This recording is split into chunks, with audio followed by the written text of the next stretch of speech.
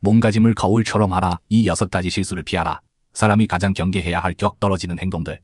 책은 담에서 말하길 땅이 낮아서 바다가 되고 사람이 낮아서 왕이 된다. 달이 차면 기울고 물이 가득하면 넘친다. 이것이 자연의 법칙이다. 하늘이 광포하면 비가 오고 사람이 광포하면 재앙이 온다. 이것이 처세의 근원이다. 인생은 강과 바다를 항해하는 것과 같다. 겸손함은 배의 안정추이고 겸허함은 순풍에 돋치며 신뢰는 배의 용골이다. 사람을 격떨어지게 만드는 행동들은 사실 암초와 여울과 같아서 피하지 않으면 좌초하고 배가 뒤집힐 수밖에 없다. 오늘은 바로 그것, 사람이 가장 경계해야 할 6가지 잘못된 행동에 대해 말해보겠다. 당신과 내가 모두 경계할 수 있기를 바란다. 첫째, 자신을 모르는 것, 자신을 알지 못하는 것이 가장 큰 어리석음이다. 노자에서 남을 아는 자는 지혜롭고 자신을 아는 자는 밝다고 했다. 남의 장점을 보는 것은 능력이고 자신의 위치를 정확히 파악하는 것이야말로 진정한 수행이다. 살다 보면 허세 부리는 사람들이 있다. 능력이 부족한데도 내가 반드시 해낼 수 있다고 허풍을 떨고 재력이 한정적인데도 능력을 넘어서는 인정을 베풀려 한다. 이건 멋있는 게 아니라 무모한 것이다. 사마귀가 수레를 막으려는 어리석은 용기, 개미가 큰 나무를 흔들려는 오만함과 같다. 결국 남에게 약속을 어겨 웃음거리가 되거나 억지로 버티다가 스스로 쓴맛을 보게 된다. 진짜 똑똑한 사람은 할 수 있는 일을 하고 안 되는 일은 받아들이며 무모한 용기를 부리지 않고 분에 넘치는 명성을 탐하지 않아야 안정적으로 멀리 갈 수 있다. 둘째, 남의 것을 탐하는 것. 작은 이익을 탐하면 큰 의리를 잃는다. 조상들이 일찍이 경고했다. 작은 이득에 욕심내면 큰 손해를 본다. 한비자에서도 작은 이익만 생각하면 큰 이익을 잃는다고 했다. 이득을 챙기는 것은 번 것 같아 보이지만 실제로는 인품으로 거래를 한 것이다.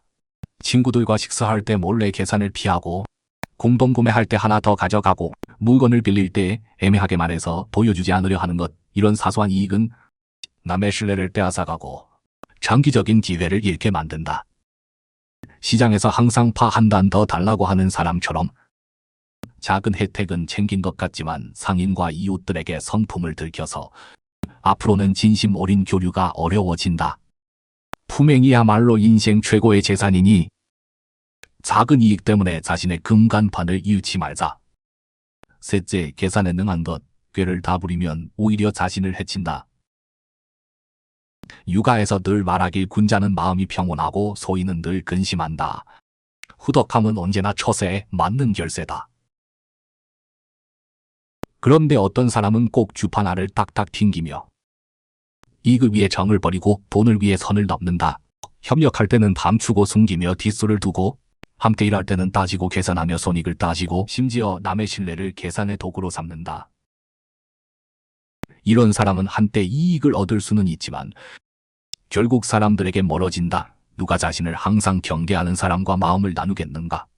홍루멍구의 왕희봉처럼 꾀를 다 부리다가 오히려 목숨을 잃었으니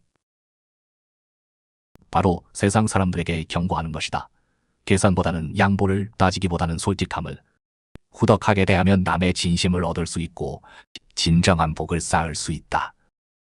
넷째, 가난을 싫어하고 부를 좋아하는 것. 돈으로 사람을 판단하면 본심을 잃는다.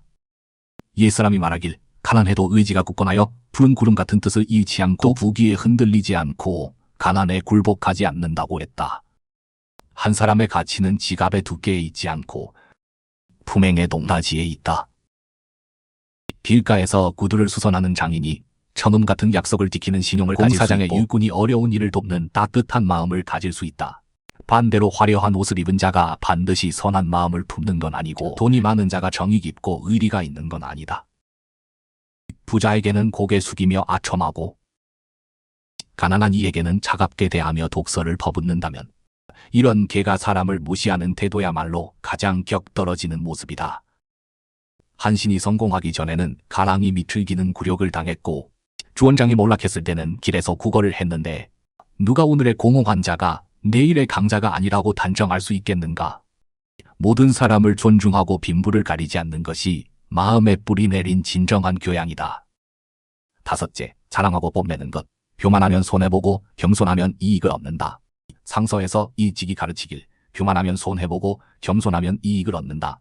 사람이 한번 성과를 내면 우쭐해야 하고 조금 미천이 생기면 여기저기 자랑하는데 이는 실이 끊어진 연처럼 언젠가는 추락하게 된다. 옛날의 신만상처럼 나라와 맞먹는 부를 가지고도 여기저기 떠벌리다가 결국 임금의 노여움을 사서 집안이 망하고 목숨까지 잃었다. 반면 증국본은 양강총독까지 올랐지만 늘 자신을 평범한 사람이라 했고 가족에게 보낸 편지에서 반복해서 교만을 경계하라고 당부하여 명신이 되었다. 자랑은 자신을 못사람의 관역으로 만드는 것이니 사람들의 반감을 사기도 하고 자신의 눈을 가리기도 한다. 부족함을 보지 못하면 발전의 동력이 없어지고 남의 장점을 보지 못하면 배울 기회를 잃는다. 진정한 강자는 깊은 골짜기의 난초처럼 은은한 향기가 저절로 퍼지니 과시할 필요가 없다. 여섯째, 뒤에서 험담하는 것. 남의 시비를 논하는 자는 반드시 시비꾼이다. 뒤에 자기요에서 말하길 남에게 단점이 있어도 들추지 말고 사생활이 있어도 말하지 말라. 뒤에서 남의 시비를 논하는 것은 가장 그릇이 작은 행동이다. 어떤 사람은 남이 자신보다 잘 되는 걸 못 봐서 동료가 승진하면 백으로 된 거라고 하고 친구가 부자가 되면 봉이 깨끗하지 않다고 퍼뜨린다. 어떤 사람은 할 일이 없어서 남의 집안일, 사생활을 화제거리로 삼아 과장해서 여기저기 퍼뜨린다. 이런 행동은 푸념인 것 같지만 실제로는 마음이 좁다는 걸 드러내는 것이다. 눈에 남의 단점만 담고 있으니 자신의 성장을 담을 수 없다.